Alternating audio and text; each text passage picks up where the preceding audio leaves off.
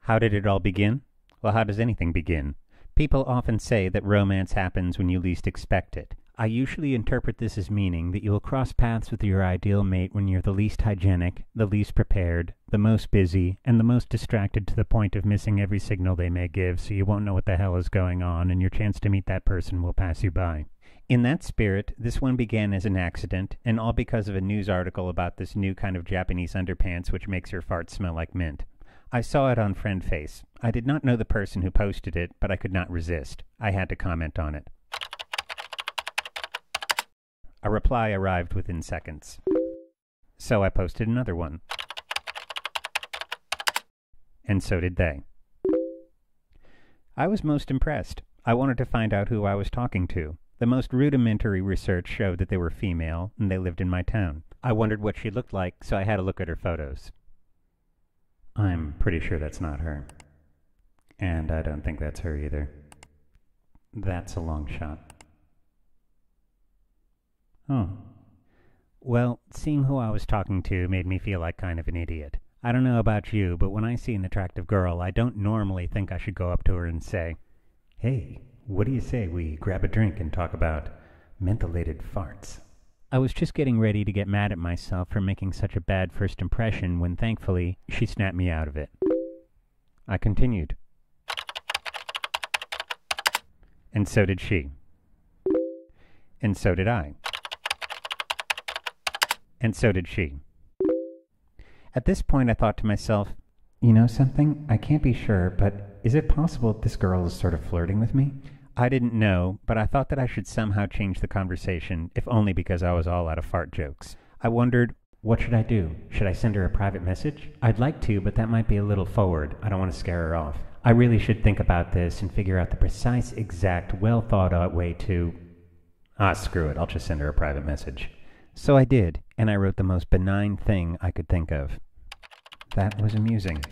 She replied. It was. I wrote, I'm assuming your name is not really Diana Prince. She wrote, It's not. My name is Raina. You're funny. I decided to say what I always do when I don't want to acknowledge a compliment. Glad to have been of assistance. Which may have been stupid, because then she didn't write anything. I decided to ask a question. What part of the country are you in? This was a question that I, of course, already knew the answer to. It was listed right there on her profile for everyone to see, but somehow it seemed stalker-like to admit that I looked. I know that it's a little bit fucked up, but on the internet, rules of proper decorum change every few hours, or... San Francisco, same as you. I guess I didn't need to worry about that. I decided to go out on a limb. Have you ever been to O'Keefe's? She answered.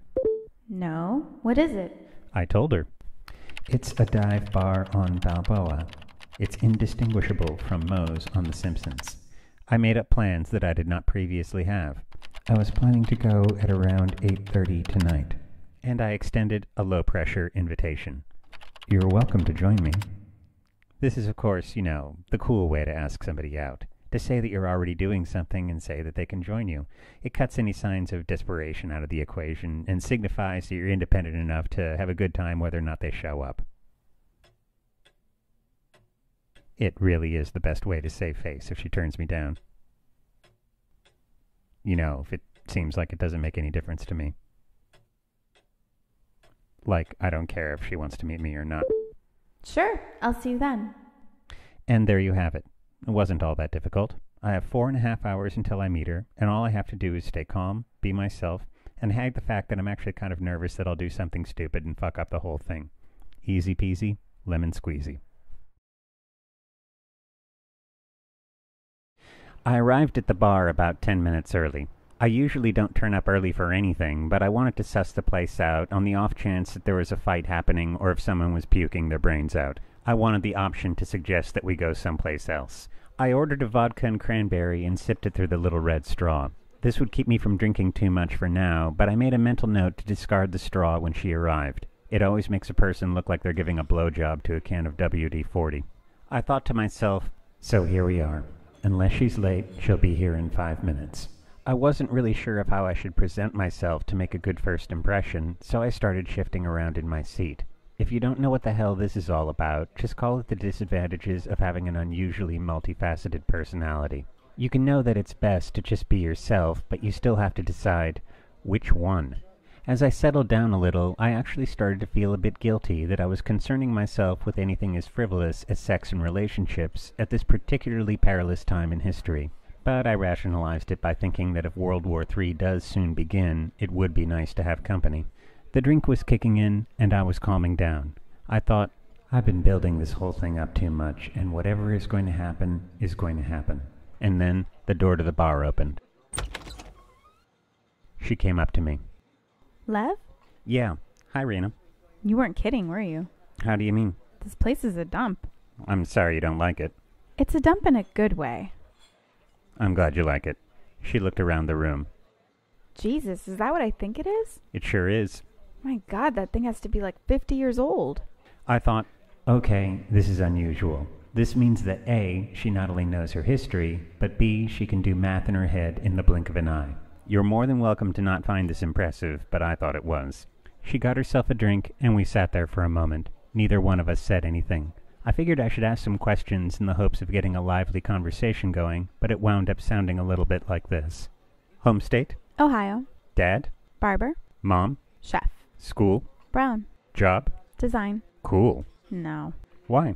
Clients. And? Bad taste. Oh. Oh, yeah. Just so you know, I was well aware that I was going about this all wrong. I was acting like more of an interrogator than anything else. But it was one of those moments where you figure, since I totally don't know what I'm doing, I may as well fuck it up even further and just hope for the best. I continued. Brothers? 2. Sisters? 1. Cat? No. Dog? No. More questions? No. Done? Yes. And there was another prolonged silence after that. I thought to myself, okay, time to reassess. Plan A was to be charming, witty, and to totally sweep her off her feet. But since I think I totally screwed that up, I'd better move on to Plan B, which is to talk pleasantly but awkwardly for half an hour, find an excuse to leave, and then someday run into each other in the supermarket and not remember each other's names. I didn't begrudge that she wasn't into me. That's fine. I just had to figure out something to talk about for the rest of the night. A PJ Harvey song was just starting on the jukebox when I asked her, just curious, where did you... Hang on a sec. I really like this song. And I thought, you know, I really could accept that she's not into me, but I hope that in some way, somehow, she actually is kind of into me. For some reason, everything eased up after that, and we started talking. I would love to tell you in detail what we talked about, but the truth of the matter is I think both of our brains got a little out of focus. All I'm sure of is that we must have started talking about records, because I totally remember saying, yeah, I've been collecting records for ages. How many have you got? I couldn't tell you the number, but if you put them side to side, it would be maybe this much, or maybe they'd be this tall. I don't know. That sounds great. I'd like to see that. Well, one of these days, you're welcome to swing by. How far away do you live? About 10 blocks. How about tonight? All right. As we made the walk back to my place, my mind was racing.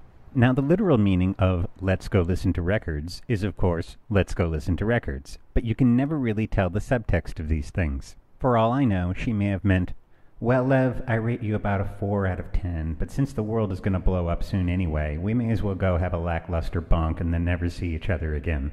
Although I didn't know what she was thinking, I thought it best to assume that she just meant, let's go listen to records. You see, I've never been good at figuring out if a girl likes me or not. I never know what signals I should look for. But since I don't like being rejected, and I don't like making friendships awkward and uncomfortable, and I don't want to lie awake later wondering what the hell I did wrong, I find it best to just stay oblivious to whatever's going on and let the chips fall where they may. I know this is all terribly interesting, and I'd love to elaborate on it further, but the thing is, I've now been talking to you about this for so long, I don't think I've said anything to her in like 3 or 4 minutes. I decided I should get our conversation going again. It's only 2 or 3 more blocks to my place. Okay. Awesome. Good going, Lev. I know that's not much of a conversation starter, but to tell you the truth, as I unlocked the door to my apartment, I kind of hoped that we wouldn't get on a topic that I really cared about, 'cause this can make me drone on and on about it and bore the hell out of everyone in a 5-mile radius. I turned on the light, and she started looking around. Wow, this is a really cool place. I thought, I could talk about my apartment for ages, but I'd better just reply and change the subject. Thanks. You want a drink? Sure.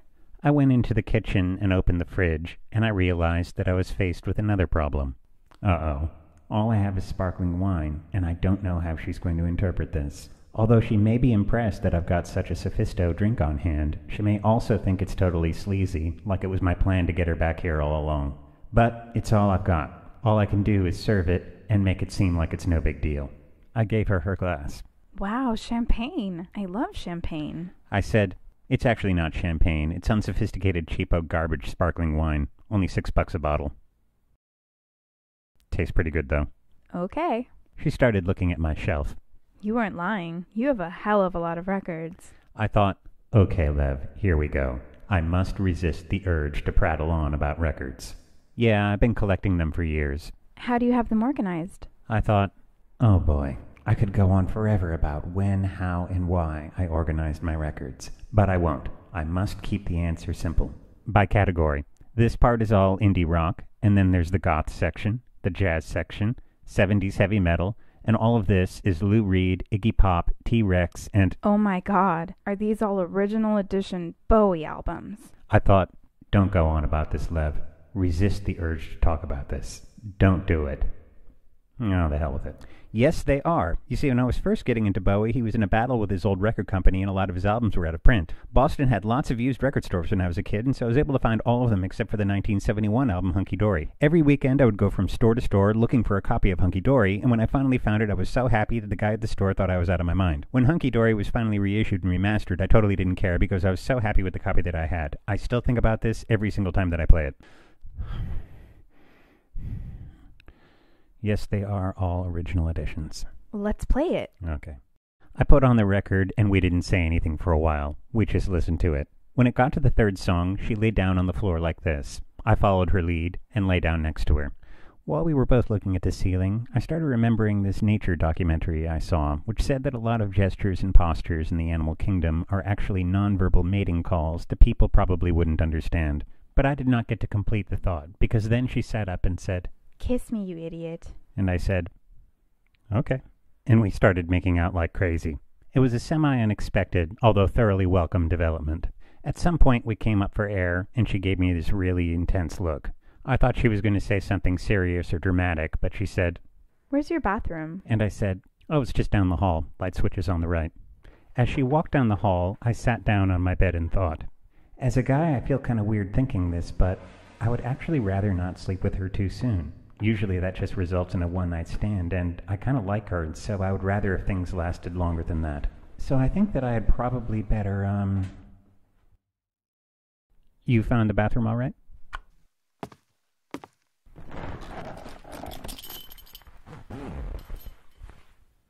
Of course, there are always exceptions to every rule. So, what happened then? Well, we had some fun. We went to bars, we got food, we watched a shitload of movies, just like anybody else would. It's as if I was in the Boy Scouts again and I got a merit badge for total normalcy. It was a little weird, because every step of the way I had been expecting everything to go wrong, but there we were, with things actually kind of working out. Well, on the surface, yes, but in fact this is actually where everything started to get a little complicated. About a month into things, she was over, and I got a call from a friend I hadn't seen in a while. Things transpired like this. What are you planning on? Oh, that sounds cool. When? Oh, sorry, man. I can't today. I'm hanging out with my girlfriend. Okay, man. Take care. Bye. Your girlfriend?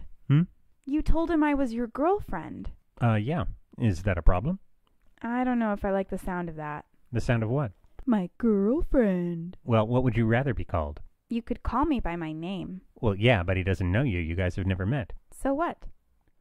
Look, I just didn't want to get into one of those conversations like, I'm hanging out with Raina, because then he'd ask, who's Raina? And then I'd have to tell him who you are, how we met, etc., etc. As pleasant as this may have been, you're here now, and I'd much rather hang out with you. You've got everything figured out, haven't you?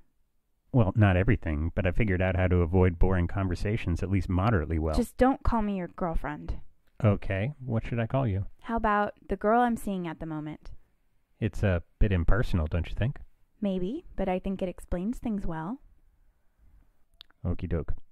I never asked her what she meant by that, but it was hard not to conclude that she wanted to keep me at arm's length. In this sort of situation, I've often wished that I could be like a Zen hippie guy who would insist on talking everything out to resolve any negative cosmic energies, or to be like a standard bro who just didn't care what happened as long as he was getting laid. Unfortunately, that's not what I did. Instead, I went in the direction of thinking that if she was a bit distant, I should therefore conclude that she was the only girl on the face of the earth, and hers was the only opinion that mattered, and whether or not she liked me was the ultimate test of my value as a human being, and so therefore I had to seek her approval by any means necessary. I don't like to admit it, but I do this sometimes. What else am I going to tell you? Anyway, a few days later, we went to get lunch in a little diner. I was looking around the place at a few old couples who I couldn't tell if they were enjoying each other's company or not when she said something that finally let me in on what was going on. Hey, have you ever been to Brooklyn? Sure, a few times. What did you think of it? It's all right, I guess. I think I liked it better before it turned into... I'm going to be moving there at the end of the month. I cannot tell you in minutes or seconds how long it took me to process this, but it was approximately how long it would take you to light the fuse of a cannon and then fire it directly into your own stomach. Oh, yeah? Yeah, I've been thinking about it for a while. Any particular reason? Oh, I've been out here for 2 years, and I just want to see what else is going on. I see. It's possible that it seems like I was handling this okay. Well, let's just say that there was a discrepancy between what I was saying and what I was thinking. I'll give you an example. She asked, You all right?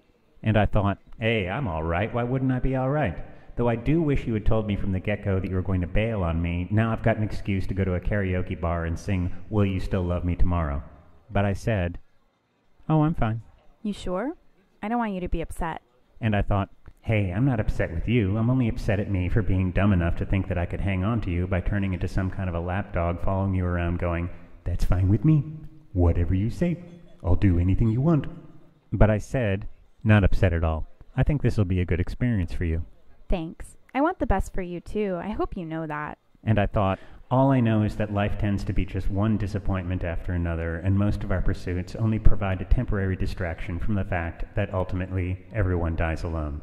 But I said, thanks. That's nice of you to say. You want to get out of here? Okay. As we walked back to my place, I tried to figure out what I was thinking. I was maybe 20% sad and 15% angry, but I also had to admit that if I had been in her position, about to leave town and had the option of having a little fling, I probably would have done the same thing that she did. In the end, though, it didn't matter what the percentages were. It all added up to 100% unhappy.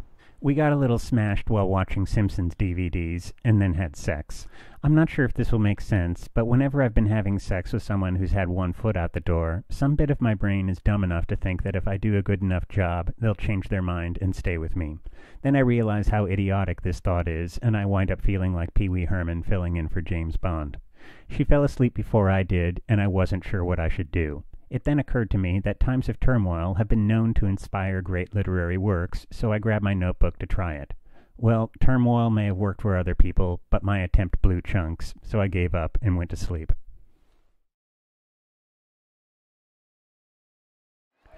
So there I was, in the audience at the Monterey Pop Festival. The year was 1967, before I was born. I had a slight headache, but felt a great sense of love and community as I sat with all my friends waiting for The Who to come on.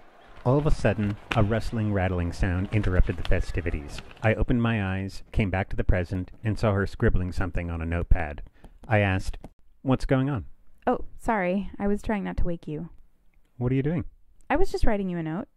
"Oh, you're leaving?" Yeah, I got stuff to do. I thought, I don't know if there's a guidebook about such matters, but I assume that if someone leaves without saying goodbye, it's generally a bad sign. I should think of a cunning ploy to get her to stay. "You want some breakfast?" No, thank you. "I could make eggs." No, thanks. "I've got frozen waffles, too." Nah, that's okay. "They're blueberry." I don't want to trouble you. "You can take a shower here if you want." It's not necessary. "Need a ride anywhere?" I'm good. "Can I at least make you some coffee?" No, I'm fine. Just going to use the bathroom and then I'll get going. She left the room. As I sat there in bed, the full reality of the situation began to dawn on me. I grabbed my notebook and pretended to draw in it, so I would have an excuse to be as uncooperative and cold as I felt she had just been towards me. I thought, I know two wrongs don't make a right, but what else are you going to do when you're pissed off? She came back in, and I did my best to look intense and brooding. She said, Are you okay? "Yep." You sure? "Yep." You getting up soon? "I don't know." What are you going to do today? "I don't know." Maybe you should take a walk. "I don't feel like it." Okay. I'm going. Should I call you later? Sure, if you want to. All right. Bye. Bye. And she left. When I heard the door close, I thought, yeah, that'll show her. No, it won't. Well, in the final moments of this story, I realize that I've got a certain obligation to tell you what happened. Well, I'll do my best to keep it interesting, but most romantic stories tend to be embellished for the purposes of drama, suspense, and a climactic payoff. With that in mind, this is what happened. Look, I think we should just be friends. Fiddlesticks. What a disappointment. Well, I bought you a flower. Do you still want it? Oh my goodness, a flower. This gesture changes everything. Let's get married. All right. Actually, I'm lying. That totally didn't happen. This is what happened. Now boarding Flight 114 to New York. Well, that is your plane. Yeah, I guess this is it. Farewell, and take care of yourself. You too.